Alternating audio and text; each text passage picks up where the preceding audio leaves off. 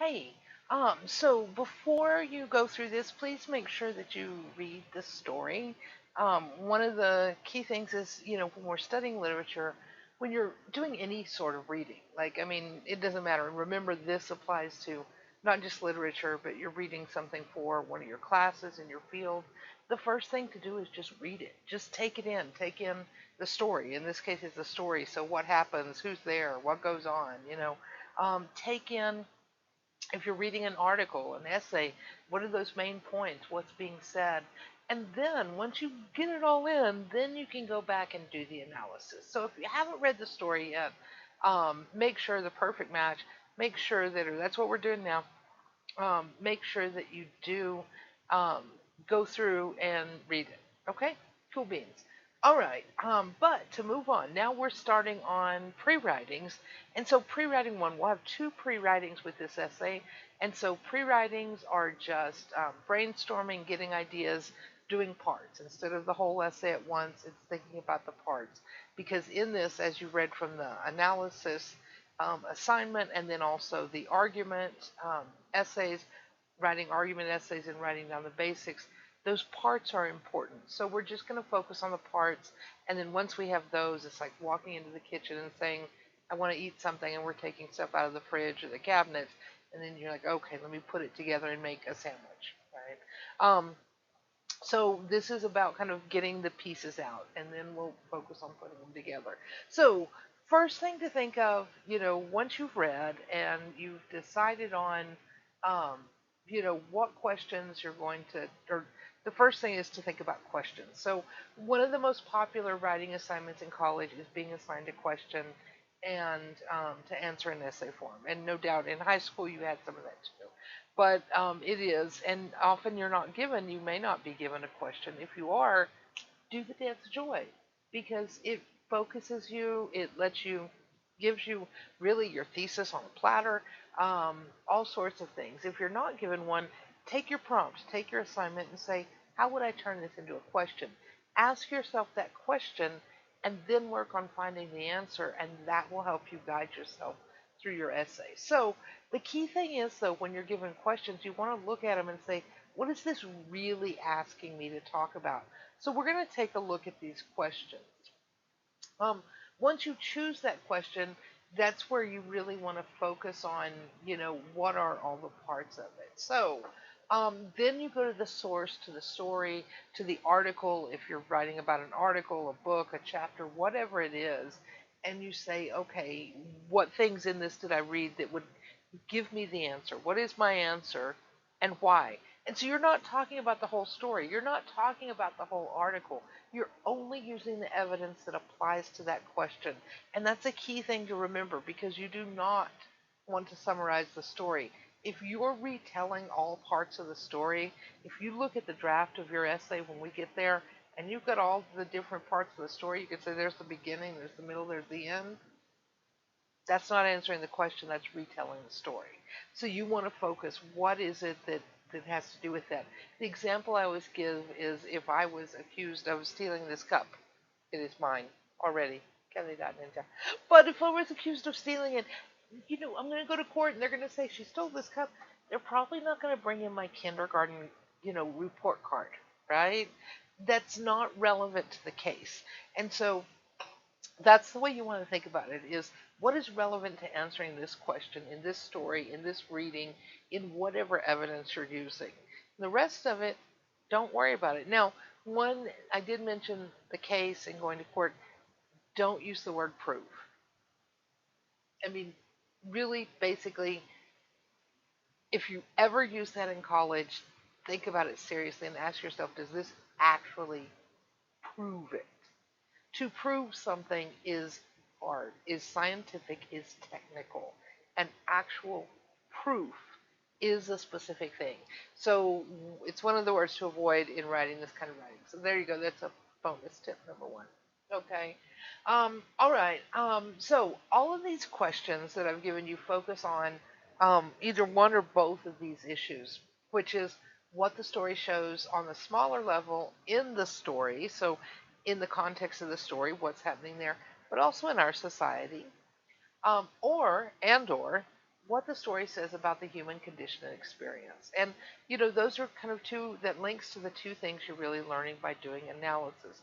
In doing an analysis of literature, you're learning to look at the human condition. That is something you need to carry with you into your profession because you're going to have to deal with other people. You have to decide how you relate in the same way you decide how do you write a letter to someone. Does this need to be the high business formal, or is this more casual business, or is this a personal level letter? Um, you decide how to relate to them on all sorts of levels. So taking that personal acumen into your professional world is very important. But also thinking about the kind of details of things, being able to look at that small detail and figure out what's being said between the lines, that's important too. A smart fifth grader can do this, right? But do they bring those critical skills? No. Those are things that develop as we get older, that being able to see deeper between the lines, but making those bigger questions, bigger connections. You know, finding all just the information, that's one thing. Looking deeper, that's where we want to go with this. So, those are kind of the two things that connect to it. Now, here's one of the questions. So we're looking at the questions and saying, you know, what is the deeper thing we want to aim for? And what do you have to talk about to answer this question? So, question one, in this story, Tilly, the automated assistant, is able to not only answer questions, but also predict what its users will like. How does that pose a problem in the story, and could it do so in our society?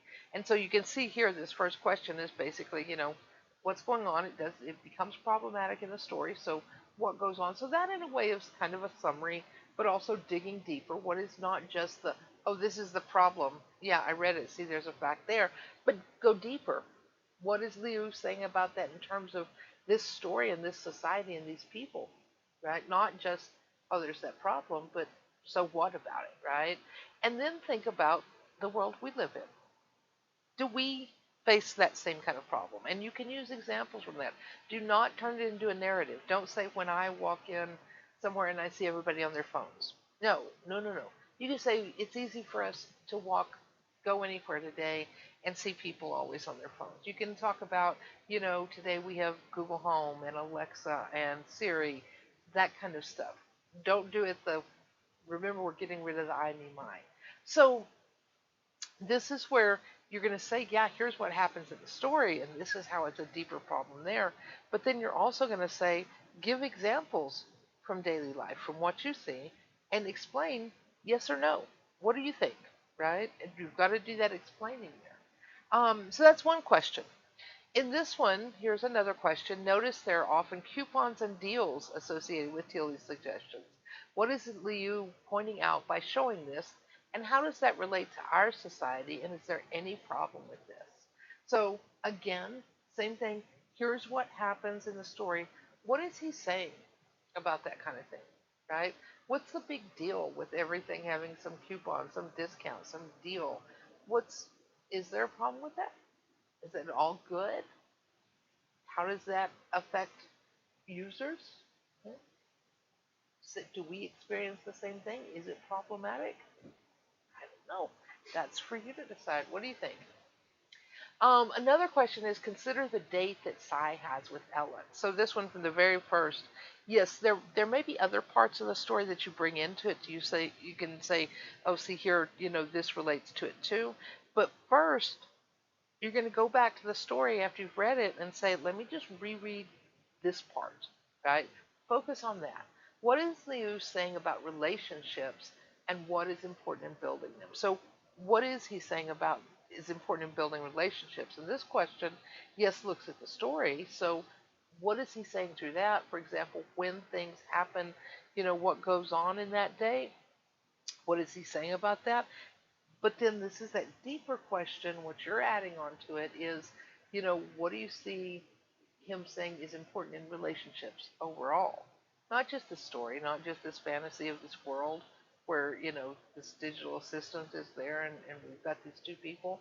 But what do you think Lee was saying overall? And how do you see that? So again, avoid the I, me, my. Go with we, us, our, so you can do the collective. Another question: what is the overall message about a digitally and informationally connected society in this story? And so, not only is there Tilly, there's All Share, which is similar to Facebook, Instagram, that kind of thing. There's likes there and stuff like that. Um, so that kind of idea of social media, YouTube is another social media platform connecting us all. What is Liu saying about the benefits and or dangers of this? Use examples from the story and for life to explain your point. So again, it's looking at both of those. And so this question's really saying, look, focus on how that connection, right? That digital connection, that people knowing about each other through social media, through these kinds of platforms. What happens? How does that work out in the story? Good, bad, in between. What is Leo saying with, what happens there? And then what do you think, right? How does it work in our world? Okay. Um, what is Leo saying about free will and individual choice? And this is kind of like one of the really big ones. Whether or not we have it, the ethics of manipulating it, our ability to practice it ourselves. Does the argument that he makes about it through this story hold up in our society? So your first decision is say, what do I think he, the writer, Ken Liu, is saying? Um, and explain that. So you have to say, here's his main point, here's what he's saying, but you got to back it up, right? So, for example, when this happens in the story, here's how you can see that meaning between the lines, and then here this thing happens, or so and so says this, and here, this is what he's getting across. Here's that meaning between the lines, and then it moves over to you. Now you have to be careful. Don't let this become just that analysis, where you just barely use the story and then this just becomes this big treatise on free will. And so that's where when you're writing about a reading like this, you have to make sure, I mean, this is a literary analysis. You need to keep the literature front and center. Don't let this move into an essay that's about these other topics. It's balanced. It's both. This literature is talking about those other topics, and so you want to discuss those in context of the story. So be careful, don't let it become just kind of, a little bit where you discuss the story, and then most of the essay becomes that other kind of essay where it's just that kind of philosophical treatise. Combine them, okay? That's really important. Um, and so again, you can see that hold up in our society. And then here is one place you are using one other source. You're not using any other sources unless you're doing this question. You're using just the perfect match, and then if you're doing this question, you'd be using this source. Toward the end of the story, the Centillion representative says, in the face of the inevitable, the only choice is to adapt. And we see him saying that when, and I didn't, what's really crazy is I didn't notice this until one of my librarian friends, I'd given her um, the copies of these stories to read because she reads a lot of sci-fi too, and she said, "Did you notice that?" And I went, "Oh my gosh, I didn't," and it totally changes the story. Toward the end here, so I got to get to the end. Okay, the Centillion representative says, let me go back to the question. In the face of the inevitable, the only choice is to adapt. 38. Okay. Okay, right here. Now, I thought that was Sai saying that because we got the quote marks, right? And we've been going back and forth kind of between their conversations, right? What if we refuse to join you but tell the world what you've done? So there's Sai asking that question. And then the Centillion representative says, no one would believe you. If it can't be found on the net, it doesn't exist. Sai knew he was right. You thought Centillion was just an algorithm, a machine. And so this is the rep talking. Now notice here we've got quote marks here, but notice there aren't any here. When you change from one paragraph to another and you're giving quotes, then if it's the same person, you leave the ones off at the end because that shows this is just the guy talking in a new paragraph, not a different guy. So in this case, what it is we find that this is where did it go? I lost my thing. But what we find is that this is the same guy. Let me pause and there we go. I found myself. So I thought it was Cy saying that, and that'd be one thing. Cy saying, well, you just gotta adapt. I mean, that's kind of him giving up, him doing that same kind of thing and just do it. I mean, does she give up? What's she doing? Story crazy.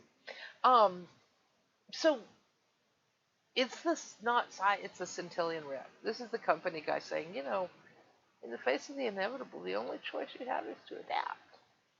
So think about that, and then think about that last part of the story, and the Frank Sinatra song "My Way," especially that last verse of it, and look at the whole song, and discuss what it says about Cy's final decision, because you notice there in the story when it is to adapt, and then Cy closed the door of the apartment behind him, and then we get that last bit. So, um, you know, what is it saying? I mean, is I don't know. You've got to come up with that, right? What's Leo saying there about that kind of, a company that big that has that much influence, or about whether we do adapt or we don't, whether, do we find small moments of rebellion? What's going on there? That's one to think about. So, what does it show? And of course, you can look at other parts of the story, but overall, what does this show about loose vision of our place as consumers in this type of society? What is he saying? Can we win out over this? Is it something we need to win? I don't know. That's what you got to figure out. So, the very first part is decide on your question and make sure you read them carefully and think about what do I have to talk about here to answer this question. And then you go, if you've read the story first, and if you read it before you're listening to me, thank you very much. Good job. And then you go in here and you say, okay, what parts would it be? And then you go back and you really look at those parts. And you ought to reread the whole story to kind of look for those and to get context again. But really focus on those parts. Just, I mean, pull them out, copy and paste them into a document, and read them all together. Think about them. Say, what is this saying to me? Reread that question again. Ask yourself how you'd answer it. Um, so once you decide on that, you're going to find that evidence, and you're going to need to pull that out anyway. Make sure that you write down those page numbers. So notice we've got down here, page 38, right? Look at the document, okay? And then what you're going to do is you're going to put that evidence together. You're going to do some of that brainstorming of, okay, so if you're using a quote and the form asks you to put the evidence in with a sentence, integrate it. Go ahead and do it. The more you can do on each of these forms, the more you have of a draft, the better off you are, the more you've thought through it. So don't just paste it and throw it in there. Paste it and put it in the sentence where you say at one point in the story, later on, Cy says, the Centillion um, representative claims, and then put in that citation. Remember with this, since you're using one source, once you give the author's name and the title at the beginning of your paper in your introduction, the only thing you're going to need here is those parentheses with the page number in it, okay? And no P, because there's no P in MLA. Okay, remember that? And so that's it. If you are using the Frank Sinatra one, then, so if you're using the song, and let me open this up, if we'll do it. Let's see. If you're using the song, then I'll go back here. Get this off here. Then what you would do is line numbers. So this is line 1, 2, 3, 4, 5, and you'll see that in some of the readings we've done. And I'll give you a link to doing that in the description of the video below. Okay. So you can use those line numbers, and that'll be line 1, line 2, line 3, so it's clear between the story and the poem. And you'll say in the story, in the poem, so it'll be clear. But that's going to be your job, and in that analysis, um, in going through and considering the questions and doing this pre-writing, you're going to decide on your question. You're going to be pulling out that evidence, integrated into those sentences. That way, too, if you have questions about the citation, you can ask me. I can help you out with it, okay? And then some thoughts about what does it mean, and kind of a rough draft of your thesis. So we're using the form that's linked on the schedule. Um, when you go to,